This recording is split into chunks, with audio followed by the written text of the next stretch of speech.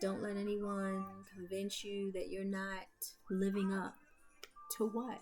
Because whatever you're comparing me to live up to, is not me. So you're saying that something outside of me is so much better than me that I need to not be me and be that as me? Shut up. Yeah, shut up. And also, where I was going with this is in physics, they say that energy can be neither created nor destroyed, it can only be transformed or changed. So, the reason why I believe, and I didn't even come to this conclusion because of my knowledge in physics, I came to this conclusion because of my work, the work that I did inside of myself. And part of that is work. Work is controlling, modifying, and working with energy. That's it. Oh my gosh, that's it. I'm just telling you some cheat shit. Okay? Cheat code to this life. If you can get your head, which is where the delusion starts, right? To tell your heart, we got this. It's okay. It's all love. Nobody, right? Your head is going to start looking for ways to not be there again. So you might end up changing jobs, you might end up changing relationships, you might end up changing interactions with people, including children, family, friends, the pet. But when you are aggressive about your peace and protecting you, shit changes in your life. And those changes are incremental transmutations of that energy that hurt you or that energy that shaped you in that way. So if you want that to not, it's still going to be a part of your story. But if you don't want it in your current chapter, you don't want to bring those emotions into your current chapter. So where if I tell you the story about my childhood and you see my facial expression change, and you can see the weight of what I might be thinking. That's something you need to address. Because if you don't tell the story like I'm just telling the story now, like I'm just talking to you and ain't nothing thing, I can just explain that I just bought a bra and I might have to cut the insides out because I always cut the insides out. So you see how it's just a conversation? If your stories are no longer or haven't been a conversation, but they still tug at you in your heart and they still tug at you in your mind and your stomach still gets you're gonna take the energy. Okay, so the best way I can explain it. Let's just say, for shits and giggles, that healing looks like this.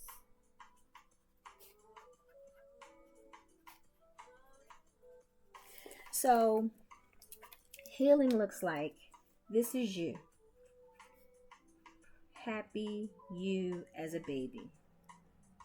Okay? And then life happens all around you. Right? So this is you, and life is bigger than all of us, but life happens. And this may include mother, father, sister, brother, church member, next door neighbor, the dog, the neighbor's dog, life. Anything outside of you is life, okay? And anything that, so this is how you start. And it's an innocent relationship. You in life, you just thrust into it and you kind of got to learn as you go, right? But if when you are growing up, life decides to throw at you disadvantage, pain, torture, discrimination,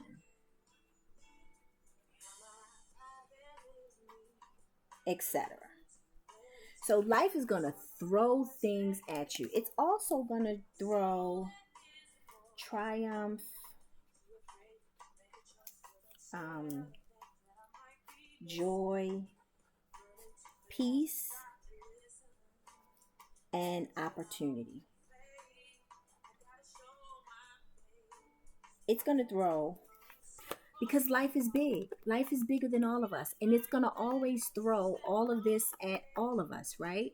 And some of this is going to hit us with, like, let's just say, like, discrimination, okay? Discrimination turned into, like, wait, I want to be on the back of the page. Okay. So you minding your business, living your life, and now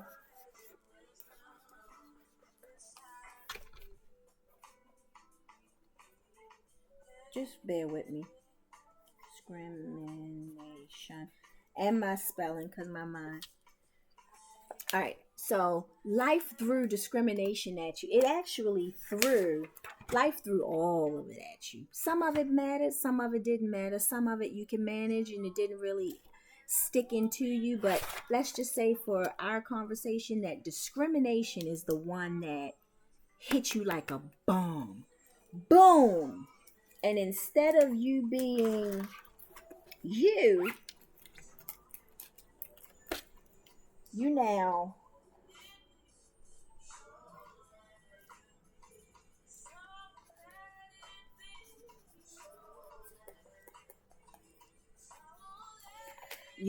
affected in your head, your heart, and your gut. You're affected by this discrimination bomb. And it's, as you can see, it's bigger than you. It's way bigger than you. The energy that it took to break through and really affect you, really fuck with you, was big. I'm merely suggesting, right? Because energy can be neither created nor destroyed, simply transformed. Is that you have to take this discrimination, and you might not even be able to correct it because it might be societal, right? But you got to get it off of you. You got to get it off of you. You can't walk around with this every day, because that's what we do. We walk around with clout because you can feel people energy, right? You don't know why you don't fuck with somebody who you never spoke to before, but that it's just something about them. You don't know what they walking around with, what they fighting not to destroy them further, okay? Or yourself, right? And we're going to say that forgiveness and peace and all of that comes in yellow. Now, we know that this yellow pen is not going to take any of that away. It's not. We have to change it. So we have to go in with radical, not regular love, radical love. Please tell me you can see the difference. See? Regular love is going to chip away at it. You could barely even see it. See? Radical love is going to chip away at it. I mean, regular love is going to change it. Turn some of your blues to greens. It's changing it little bit by little bit. But if you take radical, delusional love, like, girl, that was fine. That was part of my story. You know, I couldn't have been nothing without it. And I'm just following the same humps. You can clearly see that. You can clearly see that there's like a darker line, right? And so eventually, if you keep... Okay, so you're going to change that cloud. It's still a bigger, larger than you cloud, right? Discrimination. The only difference is that you've taken all of the negativity out of it. and you've only left the light. And discrimination is still discrimination. The world doesn't change for you. You change the world through your glasses, the way that you perceive things. So this large discrimination that was thrown on you, that changed you and made you different, you with radical, strong, delusional love can change discrimination and rename it to different and thriving. Right? Same thing. Discrimination is, I don't want you to do shit, but you don't. If I can't do shit over here, I'll find a way I can do shit. And if I can't find a way I do shit, I'm gonna do shit in my own lane. Because that's your right as a living entity. You understand? That is your right to thrive. Think of it this way. Humans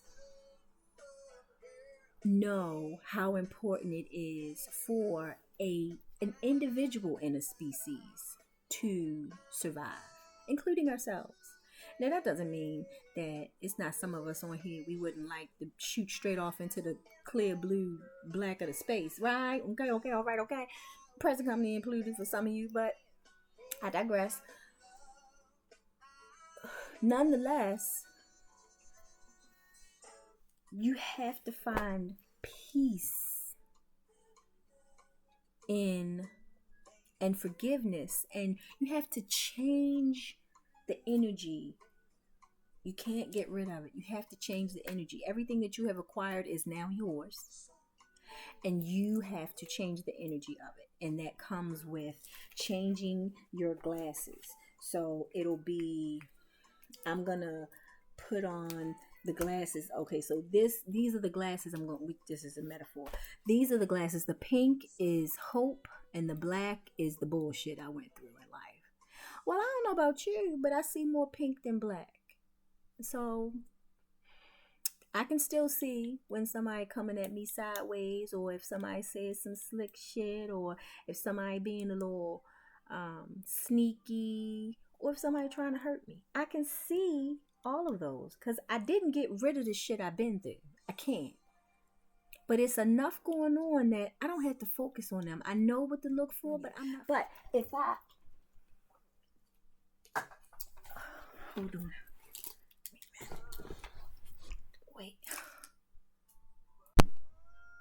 But if I never learned how to break it up and learn forgiveness. Now, at one point, and I don't know where those glasses at, because I got several pairs of glasses, but I got an all pink pair. And that's just unrealistic. I'm always going to have some awareness of where I've been in my view. But what I don't ever want, again, is for my whole view to be the shit I've been through. No light spots.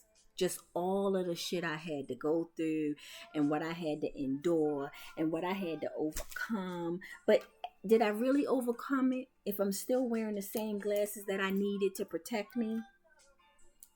These glasses I needed so that I wouldn't die during some of the shit I've been through. And if I'm living in a life now where I don't even need glasses no more, I'm okay. I'm safe. No, I'm not in danger.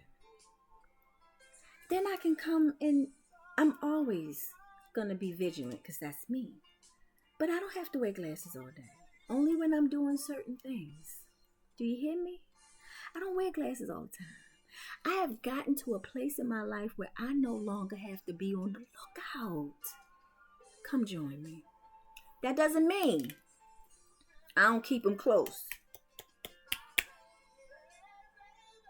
I hope this metaphor helps someone. It might just have been for me to purge and add the period to my healing, because I do have an all pink pair of glasses. And then I also don't really need them for everything I'm doing. Just the details, some of the finer details. But this is the part. I don't get to not have everything I've accumulated. It's mine. And I'm taking it with me. Every day, I got these glasses. I get to choose which pair I put on, or if I even need them that day. That's the work. And if you want to know a little bit more, I'm starting off with the series called Common Sense. And I think we need to start at common sense because that's our first learned lesson. It's the lessons that we learn that no one ever taught us.